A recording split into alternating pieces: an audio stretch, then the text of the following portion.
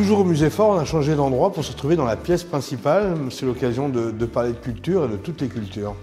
Culture et patrimoine, ici au cœur du musée Faure, qui accueille des collections dont nous sommes fiers, d'impressionnistes, mais aussi la deuxième collection Rodin de France. Et puis c'est une équipe dynamique qui organise des expositions. Il y a eu une exposition en 2021 sur Fujita, qui a remporté un grand succès. Et puis celle-ci, Capharnaüm, consacrée à Monsieur Lepic, qui a été un Aixois un peu fantasque, voyageur, collectionneur, et qui nous a donné le premier musée d'Aix-les-Bains qu'on voit derrière nous, qui avait pris place dans le temple de Diane contre lequel est bâtie la mairie. C'est l'occasion de parler de la grande variété de la culture à Aix-les-Bains, la saison culturelle.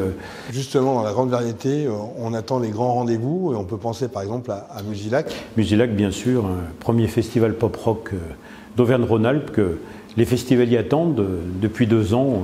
On espère que les conditions sanitaires nous permettront l'été prochain de fêter enfin les 20 ans avec 5 soirées au lieu de 4. C'est en tout cas l'espoir que nous formons. Et puis une nouveauté aussi 2022, le premier festival du cinéma d'Aix-les-Bains. Là aussi, ça va être un grand moment de rencontres, d'échanges autour du cinéma, car n'oublions pas qu'Aix-les-Bains est aussi une ville qui a inspiré beaucoup les réalisateurs.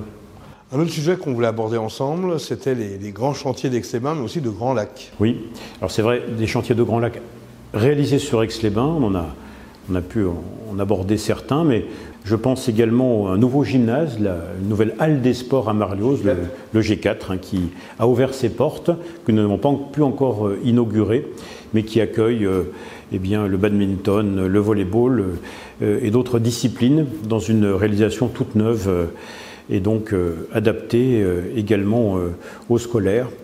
C'est aussi une réalisation qui était attendue par le monde du sport.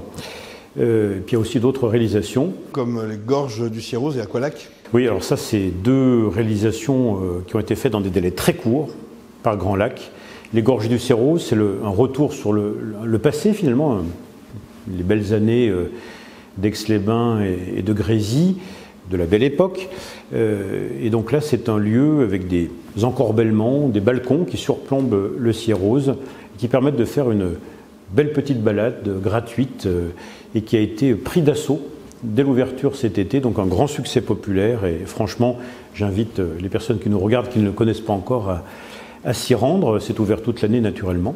Et puis de l'autre côté, plage d'Aix-les-Bains, la réalisation de la nouvelle plage d'Aqualac, donc un nouvel espace gratuit avec une desserte désormais à pied, à vélo, pour les personnes à mobilité réduite également, pour les joggeurs.